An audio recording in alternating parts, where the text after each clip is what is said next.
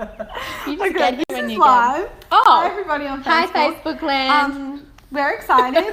We have Jonny Yang here with us today. We're just going to kind of pretend you're not here, but we love you so much for tuning in because we're going to be recording a podcast. So you can tune into that later if you don't have time to watch it. And you should, because it will be amazing. Yeah. And I just kind of ate the microphone. Okay, so Emma, you know that you're welcoming? Yes. When I press record? Yes. Alrighty, let's do it.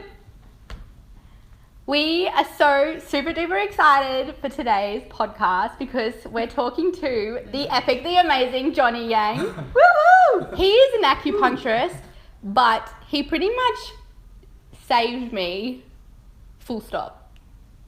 Pretty much. Saved me from maybe like my own head talk, my own anxiety, depression.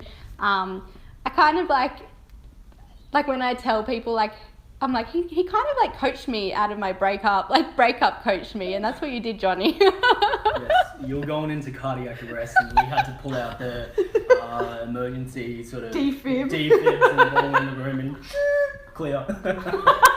Actually, it's opposite, isn't it? But that like I don't know, I was in such a bad space. Like I was a mess. I was just a mess when I went and like booked in to see you about my foot. Yeah. And then we ended up just talking all about my breakup and like just all my issues. I was there. Well, yes, you were there as like you were there through the breakup because you had to put up with me. Yeah. So I'm very grateful for Jonny as well. But I think like through this whole breakup thing, what I had never really experienced before was like anxiety, and like I don't think I was like depressed, but like I was very, very, very, very sad, and like I don't think I've ever been that sad. So that's why we wanted to jump on the podcast to talk about anxiety and depression, because I know so many people, I don't know what the right word is. Do you say suffer, or do you say have it, or do you have to deal with it on a daily basis? I think you probably use the word suffer, because it's suffer and habit, but when you recognize you're suffering, that's when you can change the habit, because generally we don't really notice our habits, right? Like this morning I was talking to a good friend of mine and she's loving work, she's really busy, but then she noticed she'll just get her food out and all the food would be gone, and she's like, did I just eat that? Wow. And you're going, okay, she's in a habit. Yeah. And then generally she'll know later on when those are little signs for her to start breaking down a little bit later on. So I think both words are good, but probably putting them into priority, and you've got to recognize you're suffering first to change the habit.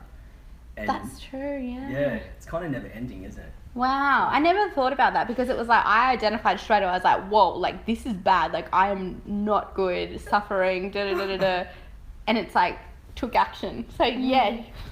Yeah, which is like, I think that's the biggest thing, is like that you actually did take action. But the funny thing is that like I was dealing with it by just exercise. Then I hurt my foot. Then I booked in with you, and I was like, that's just the divine, isn't it? Like it just led me to you. Yeah, because she couldn't walk anymore. So she was trying to cover it all up just by going to Pilates. She's like, I'm just going to go to Pilates and get super fit. That's how I'm going to deal with this. And then one day she just couldn't walk, and I was like, oh my God, now what are we going to do? Like, because she couldn't Pilates. I couldn't Pilates, yeah. Oh God. But like what? So you put on your Facebook page. Yeah, I did put on my Facebook page, like, does anyone have questions about anxiety and depression? And like, it went off kind of, like, went so viral. There was a lot. So I was many. actually reading it again this morning. Cool. And it reminded me of one of them was, what is it? Existential dread. Yeah. I was like, what does that word mean? What does that mean? It's got something to do with existence. Yeah. And apparently it's more about dreading, I guess, the world becoming to the end, dreading the worst possible scenarios, and it creates more anxiety. I used to do that as a kid. Yeah, same. I used to do it too. Like I would, like in a car, if we were driving behind a car with like a truck with logs in it, I'd always imagine them falling out on us. Like as a child, I remember doing that. What is that movie? Final Destination. It's Final Destination stuff. I know, how awful. But I used to, like, when I'd wake up and have bad dreams and I'd be like, I'm gonna die. Like, I'm gonna die. It's Mom, not funny. I don't want to die.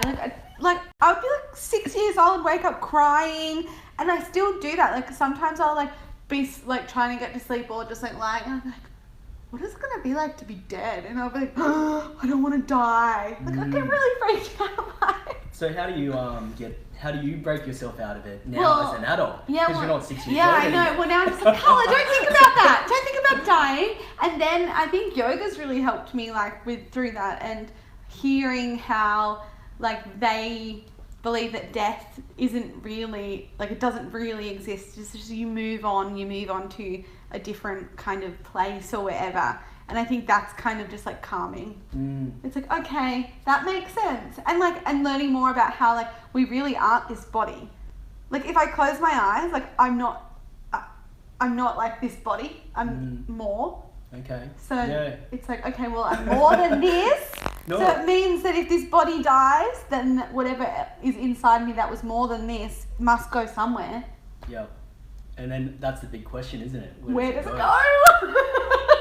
Well, It's a mystery. I think there's a real spiritual side of me which goes, yeah, that's a nice thought, and placebo effect, it helps me go, yep, there's something after when we die. Yeah. But then there's a real science side of me Yeah. going, no, you're deteriorating, we're Yeah. gonna die, Yeah. and it's real.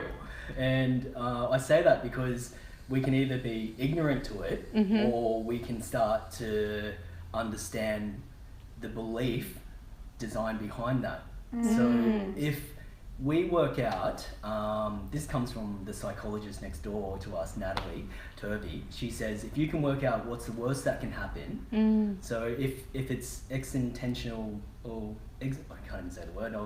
Yeah, I know that word. Dread thing. The dread is basically going, okay, what's the worst that can happen? And it's death. You know, if we're dreading dying, we've got to learn to be proactive to living. Yeah. Otherwise, this fear of death will just keep rising and Yeah. rising and rising. That's so true. And it's like the whole living, Yeah. you just skip the whole living part Yeah. because you're living in such fear of dying that you forget to actually enjoy your life. And that's like the purpose of life, really, isn't it? I don't know. Totally. Well, you think about it from like when you were 6 years old, when you were 6, you started to probably think about everything about death. You'd wake up, cry, what's the point of living? Oh my God, mum's gonna die, everyone's gonna die. Yeah, that's why I think. Yeah, I remember thinking. Yeah, and then as we get older, you know, high school comes in, boys, makeup, this and stuff. So we've got more things to hold our attention, right? Yeah. So then all of a sudden we're not so much probably thinking about death. And then as we Yeah. grow a bit older, we get more responsibilities, and you could say life distracts you a little bit. Yeah. You know? And then till someone dies. You know, someone dies around you and you're like, holy shit, it's real. You know? Yeah. And then we learn more concepts, such as maybe there's life in the you know, when we die, we go into somewhere else, which helps your mind settle. But if you come back to the real simplicity of what you said to your 6-year-old child, just don't think about it. Yeah. Yeah. That's kind of like the first steps to breaking that habit and being proactive to living. Yeah. Otherwise, you start thinking about it and it just goes into, Yeah. holy shit, what's the point of living? Yeah. Yeah. And that's kind of like, a perfect example, like, of, like, everything you get anxious about is because you're, like, going over and over and over it in your head, like, just thinking and thinking about it. And I think that's how I felt anxious, because I was thinking about this stuff just constantly, and I was like, I just need to stop bloody thinking about it, or like flip So my what thoughts. exactly is what's anxiety? Well, it's I think anxiety it's future thoughts, Yeah. and it's stimulated from a core emotion of fear. So the core emotion of fear is basically of the unknown, and it's going to create tension in the body. On what is it, like an anatomy point of view, you guys are doing anatomy at the moment. I think you're learning bones, but have you learned the nervous system stuff? Yeah, we only Touched on it. touched like literally 20 minutes. So you got two things that two nervous systems in the body. Central nervous system, which is basically the brain connecting to the spine. Chiro is a phenomenal. They adjust you. They get that flow of kundalini energy or so on back into the body.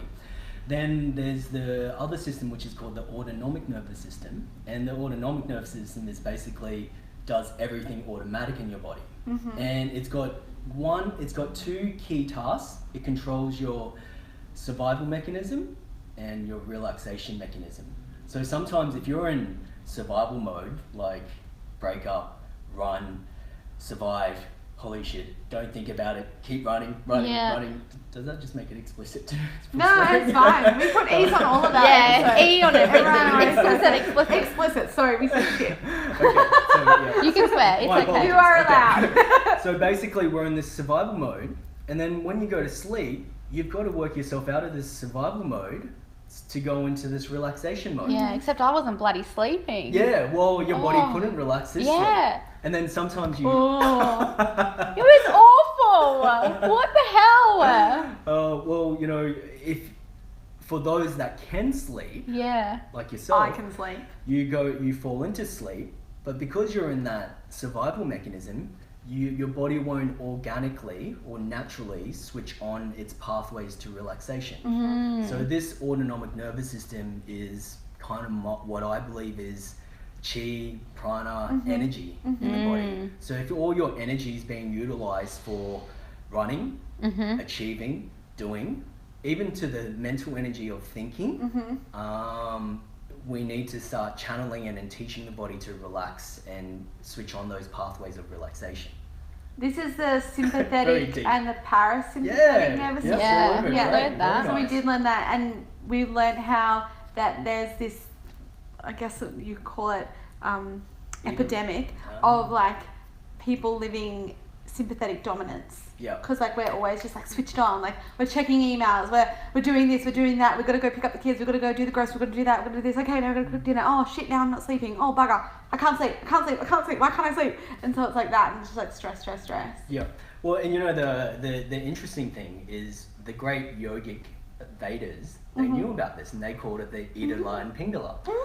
So basically, you know, have you ever seen the what is it, the medical sign, and it's got, I think it's like a sword or something, and it's got the snake swimming. Yeah. So that's Idala and Pingala. Oh. So they say that Wow. that one meridian, which is the spine, you Yeah. could say that's related to the central nervous system.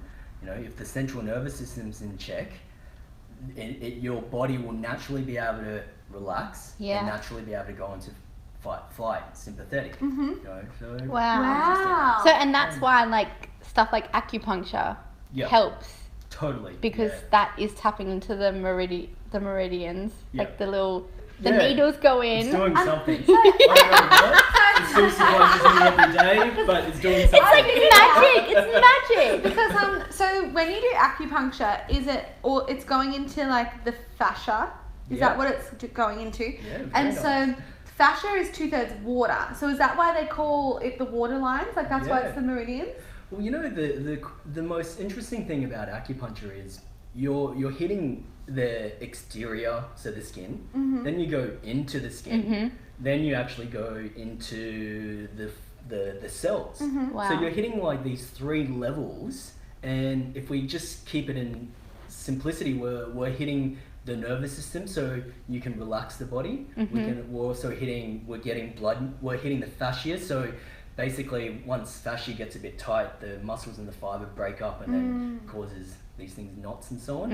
And then it goes right down to the cells. So you could say on a research base, they've shown that acupuncture, when it stimulates the cells, your brain starts to release different hormones to cause an effect. Wow. But then cool. on a blood side of things, yeah, you're right. Our what is it? The blood plasma is 80% water. Yeah. So then I like to just think acupuncture is conducting energy. You know, if you use metal, steel, and then you're 80% water, you put these little pods around the body, it starts to create this flow. Yeah. Needles.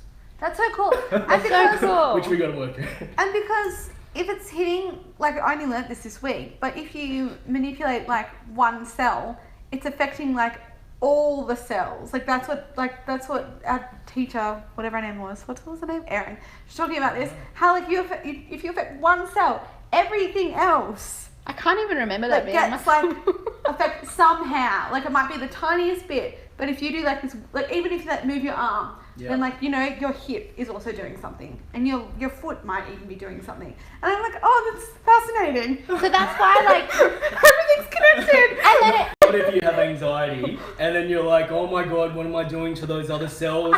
And then you got OCD and you're like, okay, I just moved that cell. I've got to catch up for moving this cell. Holy shit. or you're like, oh my cells are dying, I'm Everybody, depressed. don't listen to that. What I just said. You don't. No, you're totally right. It's like that.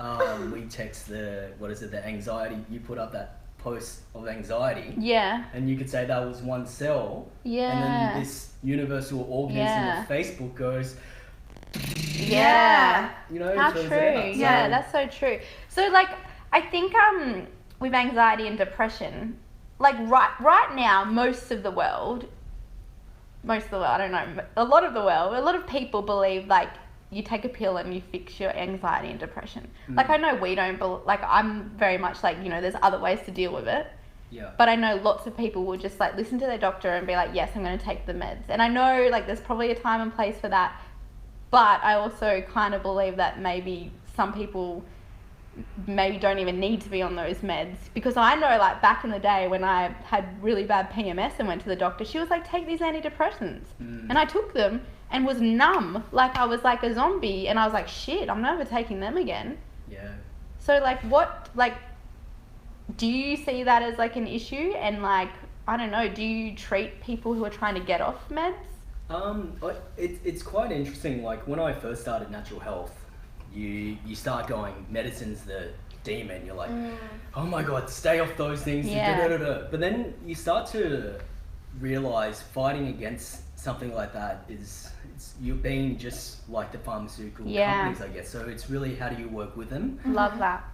There's times when people come in and I see them and they don't have the concentration span, like a lot of post-traumatic stress syndrome, for example. And there's moments where I actually sort of go, well, this person needs a little bit of medication to help them relax and be supported.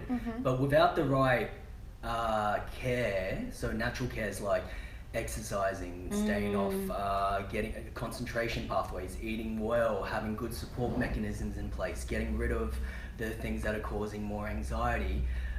The medication will just be a mask. And the other problem, you know, it's not really a problem, but generally most doctors will say for medication, if you're feeling side effects, the medication's working, so it's a trade-off. What would you prefer? This anxiety, this existential trade-off. I'll learn that word by I'm not even trying. Basically, you know, would you prefer to have that anxiety or this numbness? Yeah. And I think in cases like if your anxiety was you're prepared to, you know, go down, neck yourself, throw everything away, you go, what's better? Yeah, You know, so maybe true. the medication is better. So I think it needs to be evaluated a lot better. People's education have to be more important because you know yourself, like if you're not feeling well, if you're gonna do not so good to yourself or not so good to others, and you know it's worse when you don't know you're not doing not so good to others. Maybe you've got to get the right people in place. So it's like I'm totally in the middle on that question because I've helped a lot of people that take antidepressants or anti-anxieties get them out of that stage. We teach them the mechanisms of how to find a stable life, and then later on down the track we get them off. Or there's other times where people want to get off and we go, let's get these things into place, and then we get them off. And there's other times where you don't even have to go down that path. Like you can just work the gut, get stability, and it's totally fine. Like Bianca, our naturopath's got a really good gut protocol, and say for you, like we did it, and in 3 or 4 sessions we didn't need to go down that path. So it's like you got to treat everyone in terms of what's happening in social life, you know, what the severity of their anxiety is, what the severity of their depression may be, what their quality of home's like, or where they are in stages of their life. Like, you know, they might be in their 20s studying medicine, super depressed, highly anxious, you know, they got no money. What do you do? Like, you can't treat them, so how do you actually, you know what I mean? So everyone's so different, and it is such a, like, it's like a whole super holistic approach. Like, like, yes, it's the gut, yes, it's your physical activity and your diet and your living situation, your family situation, like, it's everything. And I think that's where, I guess, the medical stuff gets, they don't actually look at all of that, and that's kind of when you the next step is like looking at everything and dealing with all the kind of I don't know, things that impact you and create your anxiety and depression. Yeah, well, I guess because it's a process. It's not just going to be a quick fix like a pill. Like, it'll be a process. Because most medicine is like, okay, we'll fix this with a pill, but we won't look at anything else. Whereas you're like, okay, yeah, you might need the pill, but let's look at everything else as well. Like, let's be like, okay, let's make changes in this relationship or this home life situation or whatever. Yeah. Or if we come back to the beginning, you just got to recognize you're suffering. Yeah. And then the word suffering doesn't have to mean, I don't know, like, I was going to say Jesus Christ. Do you know what I mean? Like, it's like, you said it. I was going to say this. Oh, wait, you said it. It doesn't have to mean you're like being tortured that way. Yeah. It just has to realize things aren't working. Yeah. And so if you can have a self-awareness of what's going on in your life, like this morning I was driving here, and halfway here I felt this little butterfly in my stomach. I was like, oh, here's the anxiety coming up, you know? And then so while I'm driving, I'm going, oh, the butterflies. And then I was like going, okay, if I did talk to myself and going, oh, what time should I have been here? Because our appointment was 10:30. I was like, should I be here quarter past? It's quarter past now. So I'm driving there, and then the next step goes, oh, I really should have worked out, you know, what time was better. And then in my mind went, oh, it's a podcast, so we're probably not to schedule unless it's live. And then after like this 30 seconds of thinking, I'm like, holy shit, I'm driving. Oh my God, yes! And I come back and just went back to my method of getting present again, which is focusing on breathing out. Yeah, you do that in acupuncture. Yeah. And that was all like, so it was like quite interesting that I'm coming to talk about an anxiety talk. And then I just felt my own anxiety arise, which is my self-awareness. And this is how I've learned how to not be anxious. Yeah. And in the past, I would have spent countless hours preparing for this. Yeah. And going, okay, what do we talk about? What do we do? Yeah. And then I've learned now, you've just got to relax into it. Yeah. Totally. And let it come out. Yeah. That's you guys get that. Oh, so good. I mean, that's where the magic happens too. Like, like it is funny, and I think it, like, for someone who like is, for us, like, a podcast now is just like, yeah, easy. But like for people who like might be their first, second, third interview or whatever, like, it is. It's like, what's a podcast? Like, and then other stuff will get really anxious and then, about. I'll be like, oh my God, we're going to do this. And then other people will be like, that's really easy. And I'm like, no, it's not. Like, I've never done it before. Like, blah, blah, blah. And talking to myself and saying how hard it is. But how funny, like, people, we'd go through those situations every day. What time should I have been there? Is the traffic going to be bad? Is this going to happen? Like, and we're just like, it just happens. Like, it's like internal speech. Dialogue. Just like going and going and going. Totally, the dialogue. Yeah, and that's why like meditation, yoga, and like being present, mindfulness helps all of that, doesn't it? Well, it's a growing, we could say it's an epidemic because it's getting worse. You know, it's a growing epidemic, but it's always been around. Yeah. Anxiety and depression, but more so anxiety. And what is it? The thing is the world's moving so fast that you could today, and we've got so much access to the world. You can read up about Buddhism and all the types of Buddhism. You can read up about Christianity, and like, I love that movie, The Life of Pi, because he was, you know, a Buddhist, a Christian, and a Muslim. Yeah, I love that all in movie. one day. I haven't seen that movie. It's a good movie. I have to watch it. So I think the part of the issue is our mind and our thoughts can be so easily, fulfilled, I guess, through information. But what people don't understand is we can get addicted to fulfilling those thoughts. So, the brain chemicals in the body, which is the satisfaction pathway, which is called dopamine. Yeah. So I'm driving along, and all I just feel is this tummy, and then my dialogue goes, oh, is it because I'm being late? So I'm trying to solve my anxiety in my own head, but I solved it in 3 sentences. But the issue is really that was just my satisfaction pathways of ending. Just feel it and just start breathing. But so I was like three sentences too far into my mind. Yeah. But some people get hours. Countless. Yeah. Forever. Days, years. And that's dangerous because we can't overdose on our thoughts. Wow. Whoa. Till you're 70 or 80 and Alzheimer's and dementia comes in, and that's brain cognitive function is huge. So this unseen mental illness is becoming a big epidemic. Yeah. And you can only self-reflect. Yeah. Do you think that now we have because anxiety, do we always have a name for it, or do people just go through it? We didn't really we kind of just didn't really think it was a thing, but now that there's this label and we understand it more, is that also why? Because people can be like, oh, I know what that is, that's anxiety, so I'm suffering from it. It's a good question. I think it's things are more commonly spoken about now. Anxiety, sometimes when you break it down, nitty gritty, what is anxiety to someone? But if you read up the medical terms of anxiety, there's generalized anxiety, which is worrying. So if you worry more than that was one of the messages too. If you worry more than 6 months consistently, you've got generalized anxiety. Wow. And I'm like, shit, I was worrying for 25 years. Yeah. I feel like I'm worrying about can this be all different things? Anything, just worrying about whatever. Just worrying. and you worry maybe I have anxiety. Well, you do. You worry. What are you worrying about? I'm always worried. I know. I feel like it's just a thing that we all do.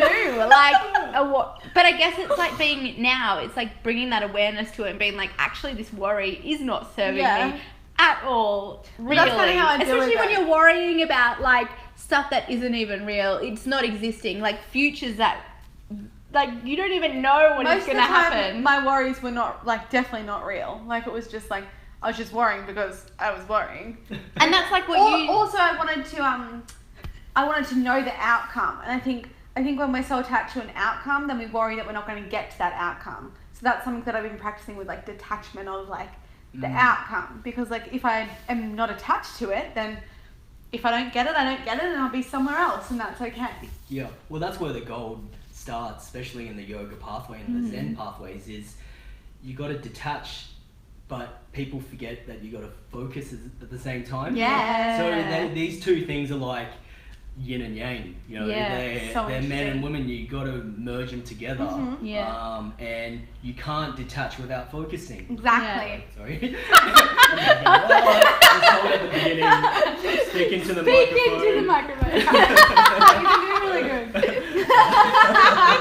but to detach, you've got to focus. Yeah. Focus, you got to detach. Wow. That side of things. Yeah, and because you cool. still even though you're detached, doesn't mean that's just a free pass to go through life and without any passion or without showing up. But if you show up and you still give it passion and all you got, but the outcome, it doesn't really matter, which is such an interesting concept because it's why am I showing up?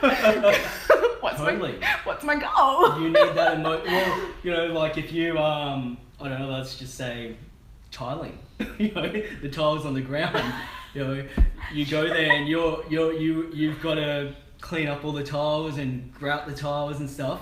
And if you don't enjoy this, are you gonna show up and go, wow, this is great? Yeah. And it's if you're detached from the outcome, so if the outcome isn't going to bring you the joy of finishing, which it shouldn't, because that's what you're trying not to do. But if you don't love the act of tiling, then why are you doing it? So you can see how quickly our thought processes can quickly take us away from Yeah. being present. Yeah, because I was just like so confused as well. I was just like, I don't know what you guys are talking about. Me and Johnny like, yeah. I'm like, why are we talking about tiling? The first one, it is worry. So, and one of your...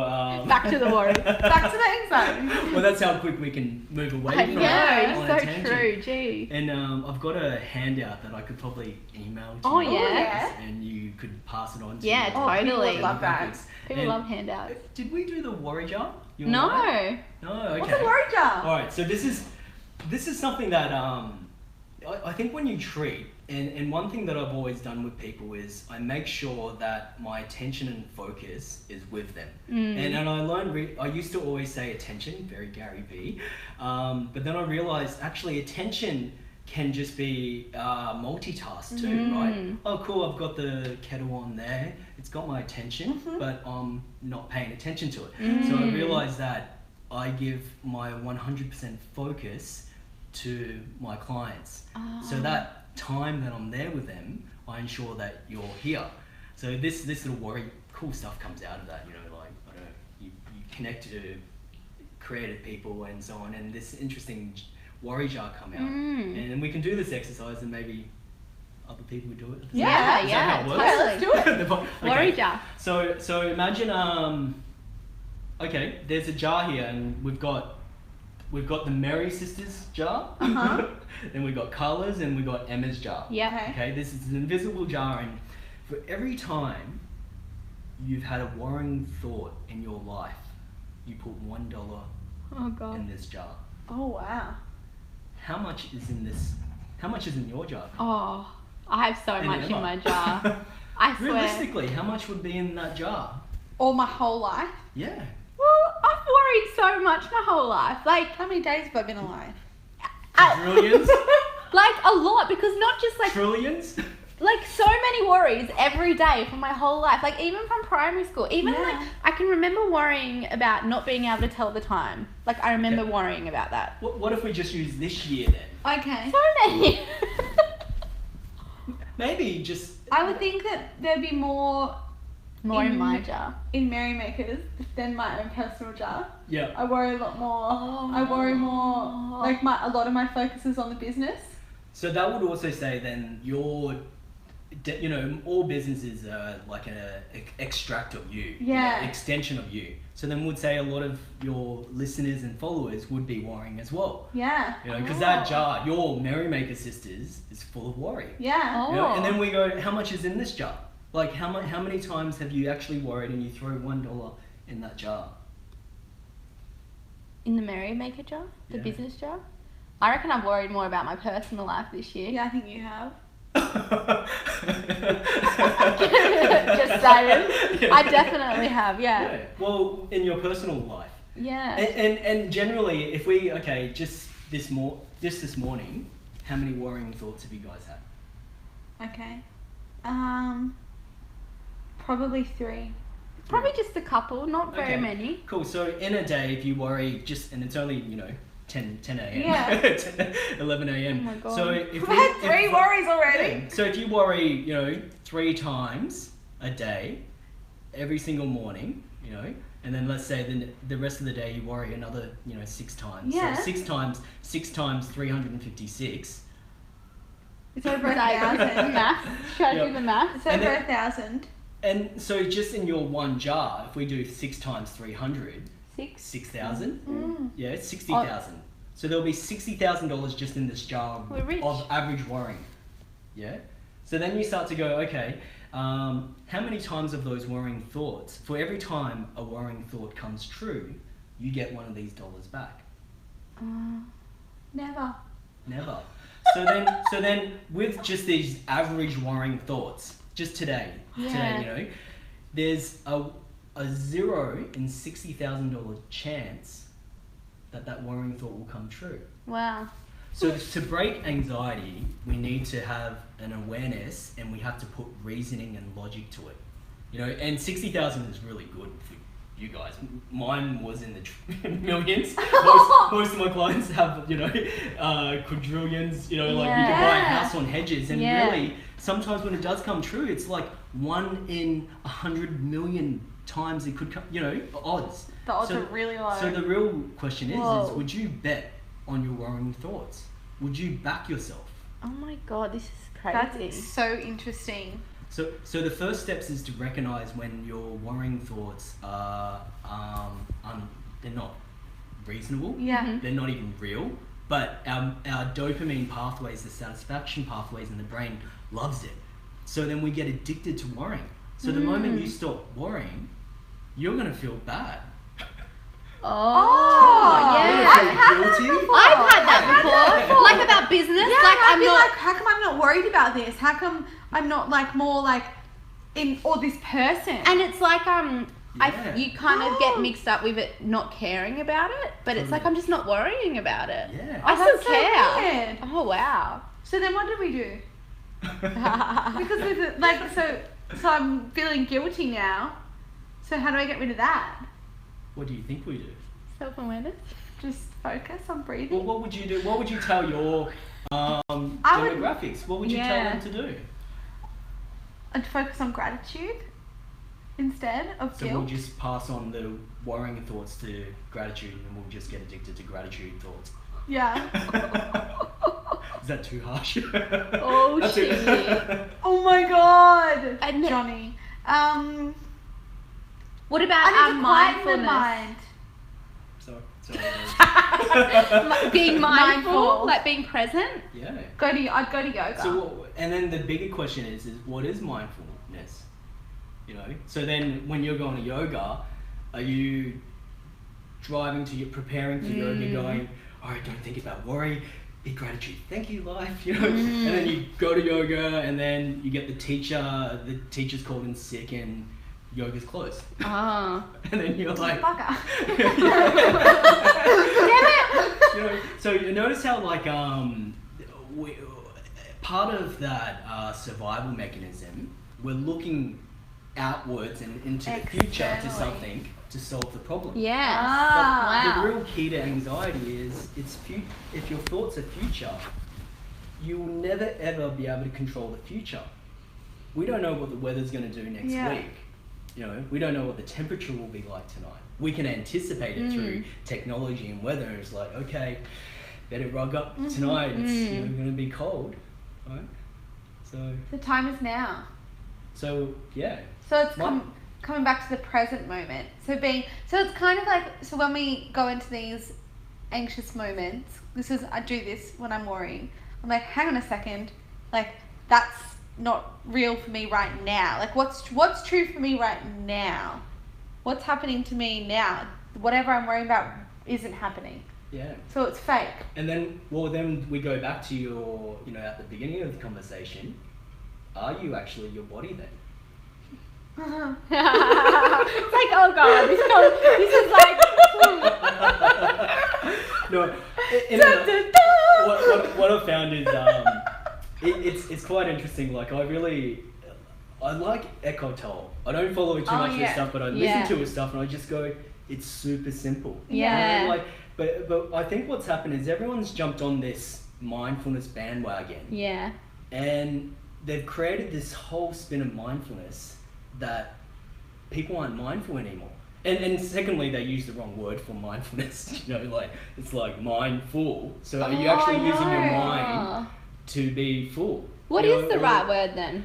I think focus, self-awareness, Concentration. attention. It's things that I don't know one person that could sit there and watch an amazing sunset and be going, so what am I going to do tomorrow? And what about this? Wow, they just look in awe of the sunset. Yeah. That's so true. So it's a natural ability we have, but mindfulness needs to be probably more reminded. It's a reminder to reconnect. Yeah. You can't learn it. We've Yeah. got it. Yeah. You're not trying to pay attention to me, Yeah. right? So That's it's so quite true. it's quite interesting how our anxiety, if I go back to my, or we all go back to when we were younger and the teacher says, what's the question? You're like, I know the answer. Oh, should I answer? And we don't do it and we create these little habits of it. Yeah. So I think we've just overcomplicated things and our mind loves to solve. It loves to think. Yeah. know? But in the end, when shit's falling apart, you can't really fix it. Mm-hmm. You know, and then you sort of say, hey, I just need to be present. I need to be, the time is now. Mm-hmm. You know, it's always now. Yeah. The practice is learning to be here in the now, and it never ends. Yeah. Yeah. You know, the moment you think you've got it, That's so crazy. Oh shit. we're probably dead. This is so interesting. I know. It's like I feel like we all overcomplicate we do. everything. we overcomplicate Your neural everything. pathways right now. It's good. It's so good. And making me question stuff. It is so simple. Like, Well, the thing is are you actually questioning yourself? Because right now, this is what I've found mindfulness to work really well. All my teachers have been very present human beings. So the moment you're in someone's presence and hold your attentions, and you're having a conversation, you know, from the visual to auditory to kinesthetic, how we're feeling. You know, you could say, I'm holding your attention a bit, you know, but then the bigger part is we've got to learn to how to we maintain our own attentiveness. How does our body feel? And the only way you can do that is you checking into your body. yeah. What's happening? Am I breathing? Did I have? Oh, I'm not breathing. Yeah. Oh, my chest is tight. You Yeah. know? So if your chest is tight and you take another big breath, it's not going to work. We've got to, you know, this is a big technique that I teach to all my clients about that out breath. You know, dolphins and whales, they're all the whales are coming through. But if you ever watch them, they blow through the blowhole. Yeah. What are they blowing out? Yeah. Carbon dioxide. Yeah. And then they take a breath, go under. Wow. All this carbon dioxide builds up. They go up, blow it Yeah. out. And so, like, I think part of the thing is, to answer your question, what do? We breathe. Yeah. But the issue is everyone's holding their breath. I'm breathing really deep. Like, ooh. We're not breathing out like a dolphin or a whale would do. And then we just take another breath. Yeah. And so more carbon dioxide builds up, which is kind of like the fuel to anxiety. So breathing is the Wow. key, but it's breathing out all that carbon dioxide buildup, which is the tension. Because really, to get it even more simple, we take a breath in.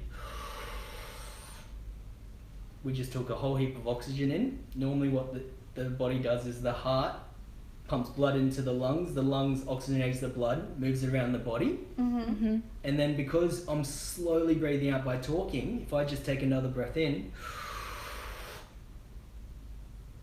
if you don't breathe this carbon dioxide out and just keep breathing it in, before you know it, this carbon dioxide is being circulating around in your body. So then we start getting more tension Yeah. and making you guys tense. I know, I'm like, oh. And then for those that have panic attacks, the first thing we're trying to do is, I can't breathe. Yeah. Oh my can't breathe. gosh.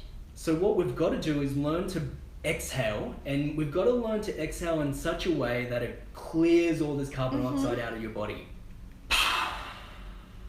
If you just That's blow, so fun. I couldn't breathe like that. Like, it's really yeah, that's it. feels so It good. does. It's like a balloon. And when for your audience that's doing it, when you do it, and worst case, do it like you would blow, the dolphin or the whale would actually explode its blowhole. Yeah, like a You force should kind of start thing. feeling quite lightheaded. Yeah, I felt Yeah. lightheaded. I was like, is that normal? I We've don't only feel done that one. great. Too. I was like, I'm like, woo. That's good. And you go, yoga is becoming this phenomenal growing, I don't know what you call it, sort of exercise or sport or whatever you want to call it. It's actually going, you go in, you're breathing consistently for 1 hour. Shivers. When so else do you do good. that in life? Never. Not in. Well, that's what we were talking about. We're like, so this is the whole thing. Like, people are disconnected with themselves, and that's like a whole big issue, causing probably the cause behind anxiety a lot of the time. Like this disconnection with your body and your everything. And Pilates and yoga, they're the exercises, the only exercises we've ever done that connect you to your breath.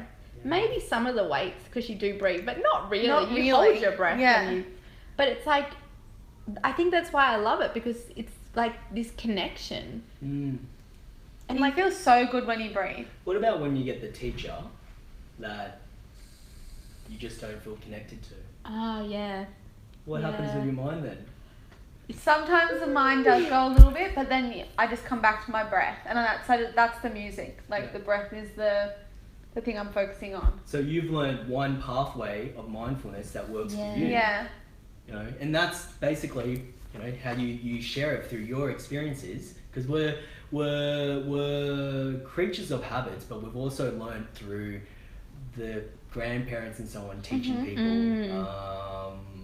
around, I guess, the campfires and so on. This is a Mark talking story. But, you know, by sharing stories, we learn from how to resolve things. Yeah. Totally. So, Well, it's like, even in like business masterminds, everyone has problems, and then you're like, no, your problem's been solved. You just need to ask someone else. Like, someone else has always had this problem, and you think you're the only one who has it, but it's not. Like, it's been solved 1,000 times. You just need to like ask somebody else who's been through it. Seek guidance. Yeah. Or look within as well. Listen to the story. so that's probably a good thing, like when you are, for your audience that's sort of recognized, yep, I'm suffering. And you know, if you're listening, hopefully you can take something away. If you're listening, hopefully you can take something away from this. Totally. And then it's only just going to make your life better, because you're going to recognize the things that are the habitual habits that you have that are hindering your life, like we just talked about worry. And I think it's like, so like the first step is that self-awareness. And like, yes, I'm all for self-awareness, but then it's like doing something about it if you believe it does not serve you. Because I think I've met a lot of people who are like, I'm self-aware that I do this, and then they just live it. Yeah. And I can see it, that I'm like, I don't think this is serving you in any, like, it's not like, it's just like they're doing it. Well, it's almost like being like, oh, I am like, use me as an example. I'm self-aware that like I am a bitch to her, and then like if I never used to do anything about it. Like I was just keep being a bitch. I was like, it's just me. It's like, well, actually, like I don't have to be a bitch. Like I'm choosing to be a bitch, and I don't want to be that person. So that now I'm like not a bitch. Good job. But maybe because I changed my behavior, and because I stopped like saying stuff without thinking about it, or just I stopped just reacting. And that's what I would do. I just react, and I just like rah. Yeah. And obviously, like I did some work on myself. It wasn't just like boom magic. I stopped reacting. Like it was a process. But I didn't just keep being a bitch by being, even though I was aware I was being a bitch. Yeah. I didn't just keep being a bitch. Yeah, and then what you did, and then what Jonny helped me with was, so I was self-aware that I was not in a good place, like super anxious, like not dealing with it. And you helped me realize that actually what was the main cause of this was like this fear, this underlying fear of like being alone. And it was like, oh, like that's why, it's not because of this XYZ why I'm feeling anxious. It's because I have this deep fear of being alone. And it was like, oh, actually I'm not really alone, am I? Because I'm surrounded by love. A lot of the time, like people's, like for Emery example, she thought it was one thing, but then like you helped her figure out it was like a bigger thing. Like how can people like go into that? Well, I don't know if it's a bigger thing. Yeah. It's actually a smaller thing. Yeah. You know, but oh, true. A different thing. A different thing than what she thought. Well, yeah, because we got to the core. Yeah. The core, and if you can get to the core, it's like building a house.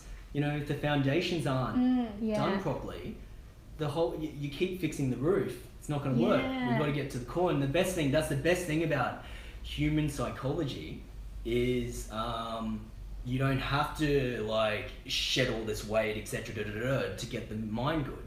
You just need insight. So your insight was, hey, I'm being a total bitch to my sister. But I shouldn't. I love her. You know? And so sometimes what happens is when we start dealing with the depressive pathways, that's more like when you know you're doing it, but you're stuck in it. You know? But anxiety seems to feed those pathways. Right? And so sometimes people, through a little bit of fear, the fear will eventually become remorse. So say fear of fitting in, fear of not getting her approval, you know? And so on all these little things you grow up with, the only way you've learned to deal with it through your anxiety pathways is be a bit of a bitch, you know? And then eventually for some that haven't been so self-aware, they might go through a little bit of life, like they go through some remorse, they fall apart, they break down, they realize how much of a bitch they've been, then that's really powerful if you can get there. Yeah. But on a natural state, that simple insight of, wow, I'm being a bitch, you know, was enough for you. Yeah. And then recognizing that's the suffering for you and her, that you guys started to change your habits, you know? Wow. That's so Interesting. cool. That's It's so so bloody interesting. cool, isn't it? The mind.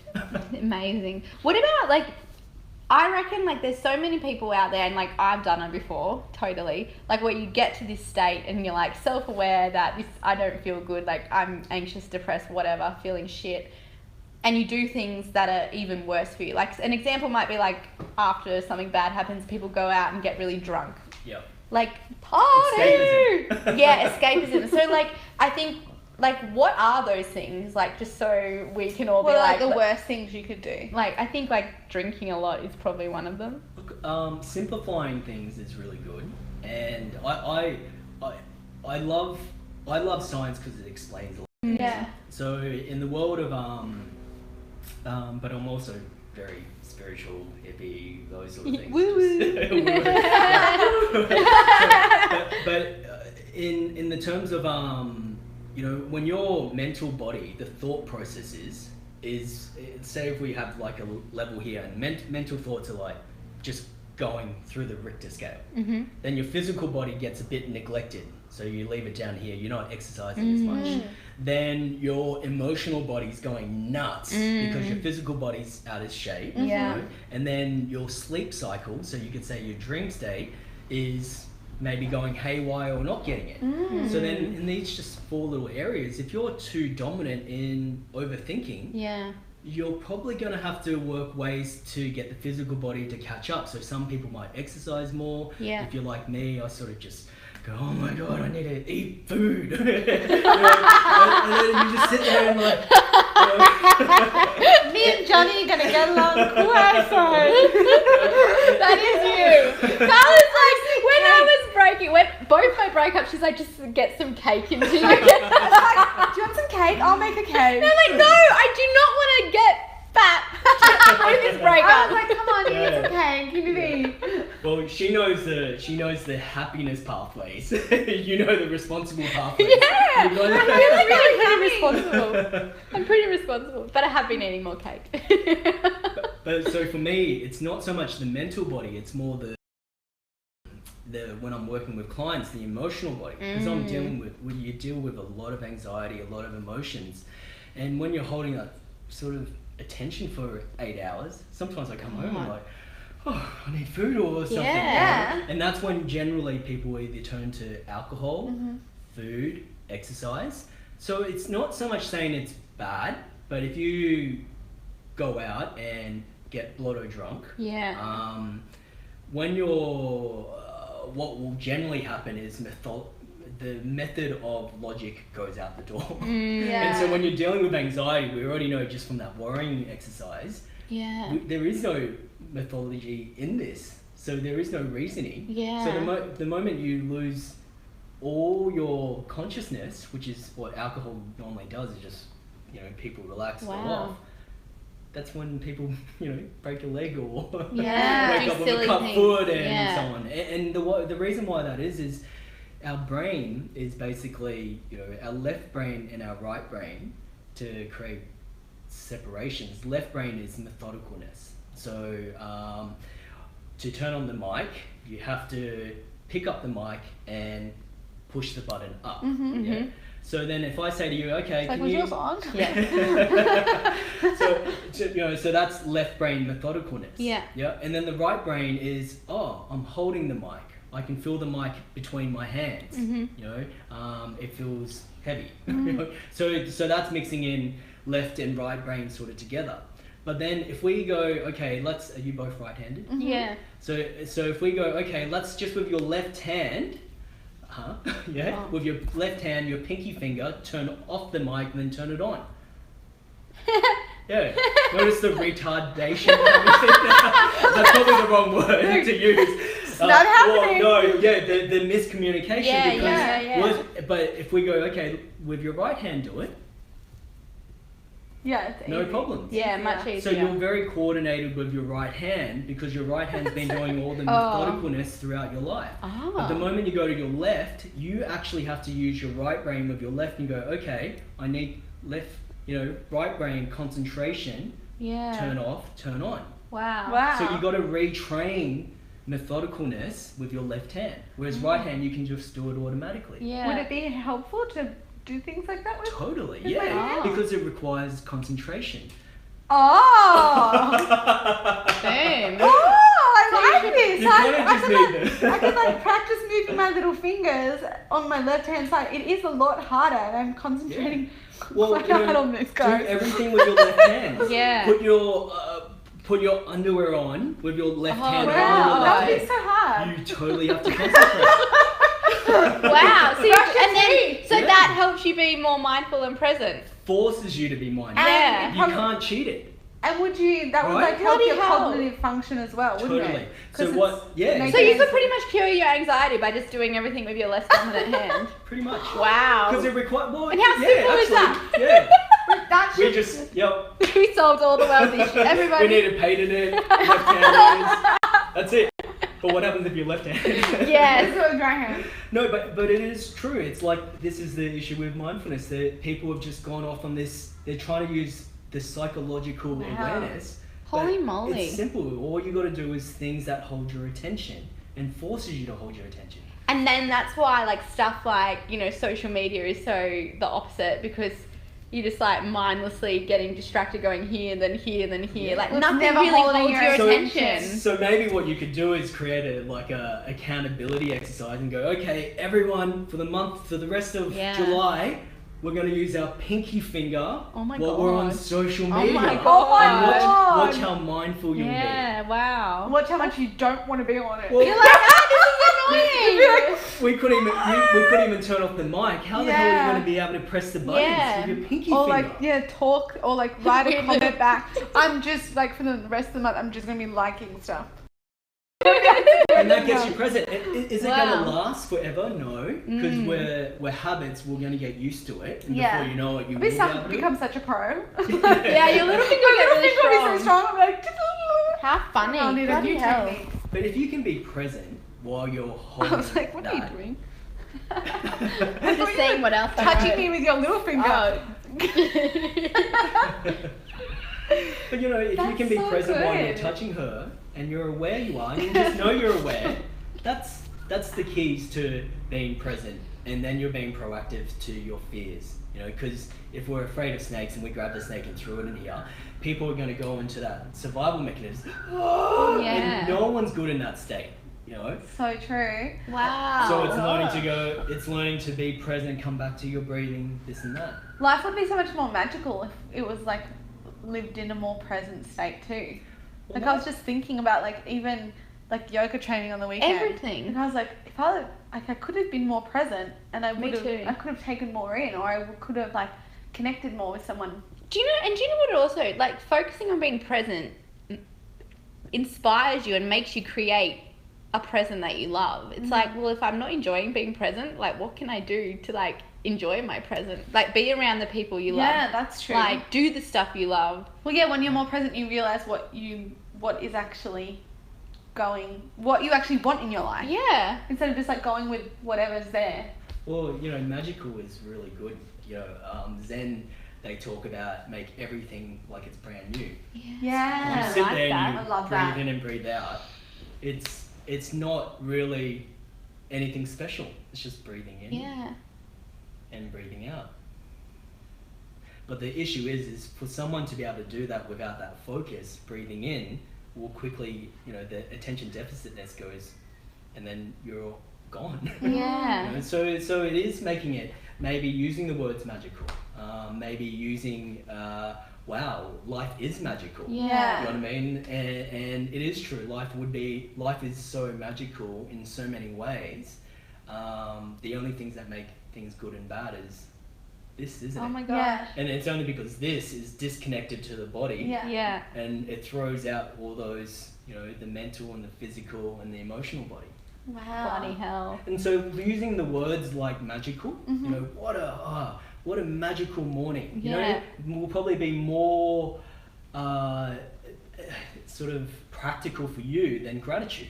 Yeah. Yeah. Oh my god, so true. We always use the word magical. Always. I'm like, Yeah. oh my gosh, I was it's gonna magical. say, you made me run. I've got, do you know the Himalayan Cafe in Brisbane? No.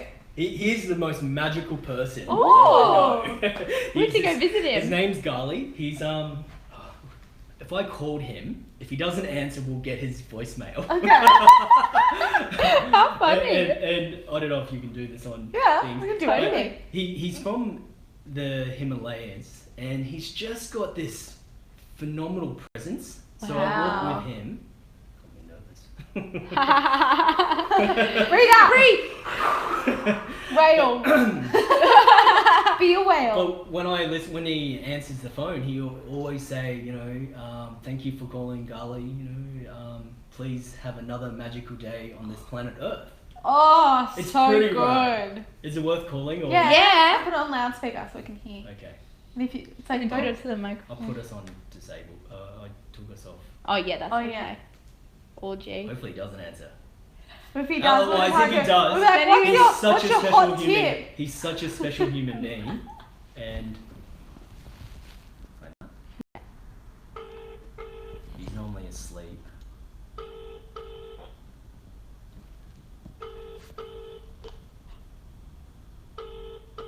Yeah, I think we've got a winner. Voicemail. Oh, ow. Hi, you've called 0419 367 929. Thank you very much. Have another magical day on this planet Earth. Thank you very much again. Bye. Should I Wow. leave a message? Golly, Nate, it's Johnny. Haven't spoken to you in a while. Thanks. Call me back. See ya. That was the best. Oh my god. He's- I'm gonna change my voicemail. Yeah, I'm gonna change mine So too. people like feel really happy when they get my Yeah. voicemail. But it's part of it. I just like bashed this into my teeth before. I was like, oh no.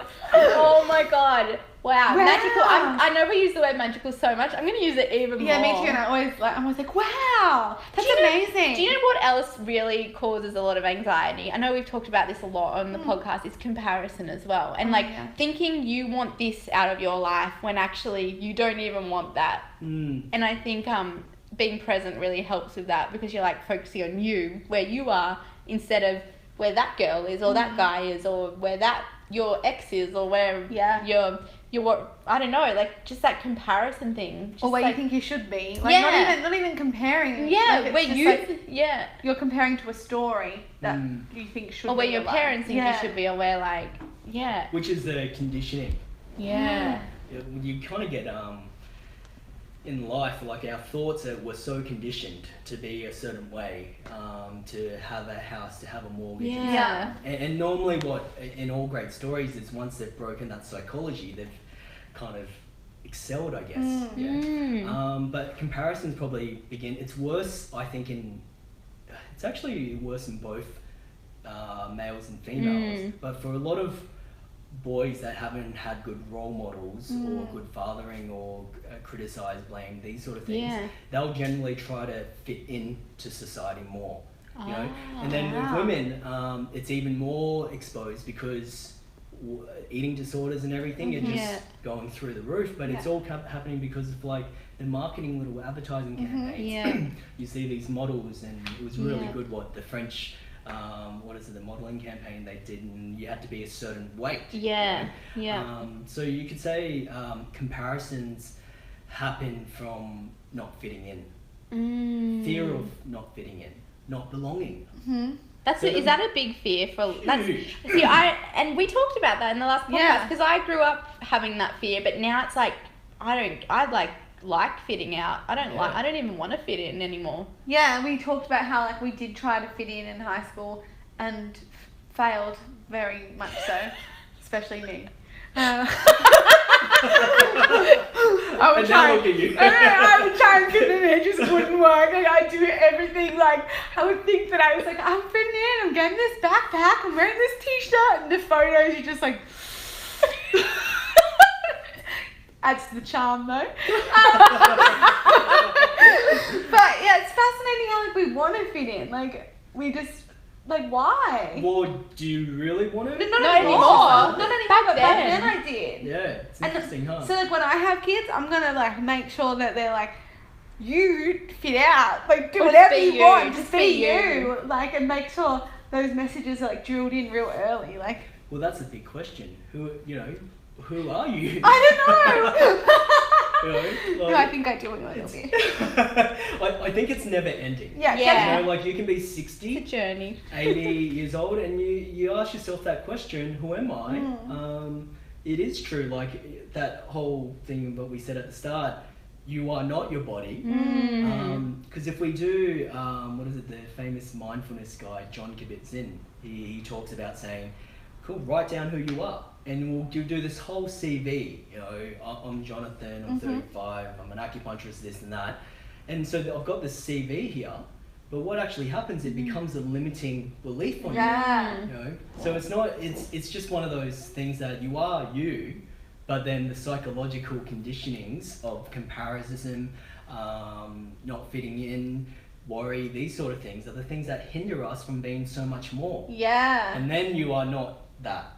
So true. Wow, Yeah, because so we talked cool. about this Ugh. in yoga, like about ego, and how like we like, because I know that it's all like everyone's like, oh, ego is bad, bad, bad, but like we need it like to identify with people. So like, you know, me and you can have this conversation, so I can be like, well, I'm a merrymaker, like I do this, and you're acupuncture, you have like that knowledge and that and that and that, but it isn't all who we are, but like there's need for it. But it's interesting, like when you write it all down, it's not really who we are Really? at all. But like what, Just know. so how, yeah, I guess it's just the self-awareness and like how you go through them every day. Is that who you are? Like what do you, I don't know. it's like who the hell am I? Who am I? Are we just like pure love? Is that what we are? Well, look, to probably solve a lot of the questions, and everyone wanted solutions, right? There was one in particular, like how do you help your loved ones with that are suffering with anxiety? How do you, you know, and me just recently having a son 9 weeks ago now, 9.5 weeks ago. So cute. Women were already, I held at a very high regard. My wife going through labour just went through another level, you know, and we had this private midwife, and it was a phenomenal experience because my wife, every time the contractions kicked in, they last about 60 seconds. I'm told it's very painful. As a guy, you feel completely helpless seeing someone in pain. Yeah. But the first half of the labour, I didn't know what to do. Mm-hmm. The moment the midwife got there, Claire relaxed a bit more, but she was still in pain, and the midwife didn't do anything except for, in a soft voice, just say, darling, make sure you breathe out and make sure you breathe in. And she just had this really nurturing voice, and I was like, wow, I can't do that. Wow. I'm like, Claire, breathe out, breathe in. and then like later on, as time gets going, if Claire didn't breathe or relax through the pain, the oxytocin, which is the love molecule, they say, she couldn't actually, our son wouldn't have come out safe, the placenta wouldn't have birthed. So it made me reflect on this a few weeks, like over the next sort of month. My curiosity started going, what the hell is love? I remember you asked me that question and I was like, no, I don't bloody know what is love. Like, I don't know. Wow. But you told me your answer. Well, my answer is it's just relaxation. Yeah. You know, and I, without, because something that you love, so if you get a dog, you love the dog. Yeah. And on a huge aspect, it helps you relax, it gives happiness. Yeah. You know, why are you doing yoga? It's like, I love yoga. Yeah. But then if we go, define what is the love about the yoga, it's easy with something that isn't so, you know, if you go teaching it, teaching yoga, you don't have to define it as much. It's like, I love the yoga space, I love the teachers, I love the group. But then if you start creating your own self-practice of yoga, It's like, how do you explain to someone, oh, I love yoga? It becomes like that whole "who am I?" Yeah. question, and our anxieties will want to work it out, but Yeah. there's no point, because really, love, if we work in terms of anxiety, it's operating from a core emotional belief of fear, and if you can work out what's the worst that can happen, then be proactive, e.g. fear of dying, be proactive to living. Yeah. You know? And then using love, which is just simply relaxation. When you come and get acupuncture, we release oxytocin. Oh, it feels so good. It's the same thing with pregnancy and labor, oxytocin release. There was just this whole room of love. Wow. Oh, that's crazy. So it's quite, it's been a big, the word love, like they talk about fear and love. Yeah. That's been a 35-year-old question, like, you know, Yeah. what is love?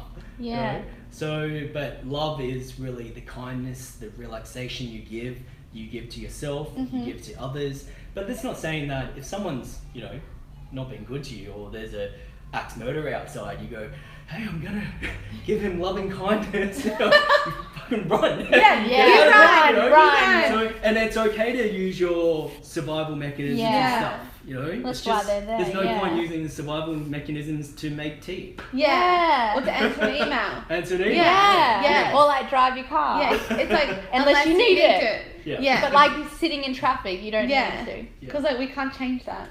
Ah. Totally. So it's a continuous practice. I think it never ends. For me, it makes more. My wife loves the word love. For me, I had to relate love to relaxation, and I realized in my clinic I've been cultivating it for ever. That's so And funny. to relax people. So cool. All you do is Give bring love. How fun. I know that whole like choosing The love love over clinic. fear. Yeah, that's a good name.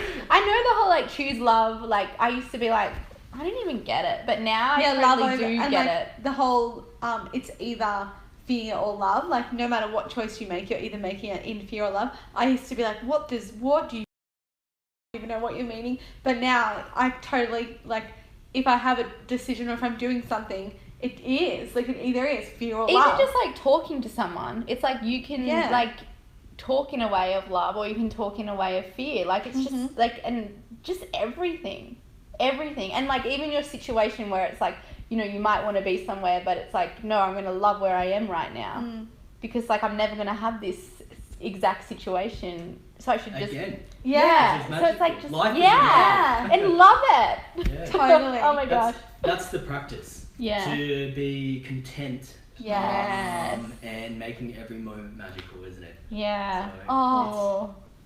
Epic. So good. I feel like that was like our I mantra. know. just there. Was that the mantra? I don't know. Well, we always end now. You have a mantra every day. No, my mantra is really counting and focusing on counting more, like a full tone. I think I showed you in. I don't know. My mantra is really, it's just really a tone. We can. Like, Well, so I found in the Zen, my Zen teacher, who's Peter Gallagher and Mark Togney. Mark Togney's here on the Gold Coast, a major yoga teacher, and Peter Gallagher's a financial advisor, but with a Zen background. And that is so cool. super cool, because you don't really get the world of business with spirituality mixed together too much. That's cool. And to solve anxiety, you do have to connect to a bit of your spirit, you know, not the dialogue there. So what I found, his guidance has taught me that when I'm practicing my meditation, rather than relaxing and enjoying the breath coming in and breath coming out, when I breathe in, nothing else matters except for breathing in. And then when I breathe out, he's got me counting the tone 1. And so by practicing this, it allows me to get into that detachment and focus zone. So cool. So you know, I remember on my Zen retreat, I did one sit, that was 40 minutes. I got to 176 counts. You know, Wow. completely focused. Whoa. But it's just focus. So it's quite interesting. I found meditation is really taught totally like left wing when it's such a focused task. Breathing in, count 2. Oh, it's so like peaceful. Yeah, I know. I was like, oh, I Oh. feel so like calm now. We did one at yoga training, and it was breathing in, and then we chanted now, and we did it 108 times. Wow. So that word now Now. will be NLP, neuro-linguistically programmed Yeah. into you. When people say now, you should be hypnotized into the Oh. movement now. Yeah, it was really. Oh, I am. Ooh. Oh wow. I was like, ooh. So maybe if you did it more often. Yeah, it that really would work. well. I really liked it though. So a big painting now. Yeah. Yeah. We need For our that. now watchers, we have now. Yeah, we are What's watching the time? Now. Oh, it's now. Yeah. That's So all. now again. It's still now. Fancy that. Oh my gosh, so cool. So amazing. Do you have any honestly. more? We've Well, covered I think everything. that we covered lots of stuff. Like It's been epic. You're epic, Johnny. I told you. I Hey. know. I love you. I You make take me that feel as so you. I relaxed. help you relax. Yeah, relax. But it is, isn't it? It's so I'm very good. relaxed. No, I think we like definitely. Like, there's some things that we didn't touch on, but like we'll have you back on the show. I think one question that was probably I did say was I went on a full tangent about love, but in terms of your loved ones, Oh you know, yeah. how can you get them to relax more? Yeah. Ah. So cool. rather than going, I'll give them more love. Oh my So god. yeah. How do you get your partners to relax? Ooh. That's the key if you want to help With their anxiety. Yeah, with their anxiety That's or so their good. depression. And it's like most partners wouldn't, like most people would know how to help relax their partners. Totally. Like, so it's so actionable. It's like, Yeah. boom, you know. I love that. And to make it even to Wow. just to stimulate the anxiety, where are you actually causing the depression and anxiety in your partners? How are you contributing to it? Yeah.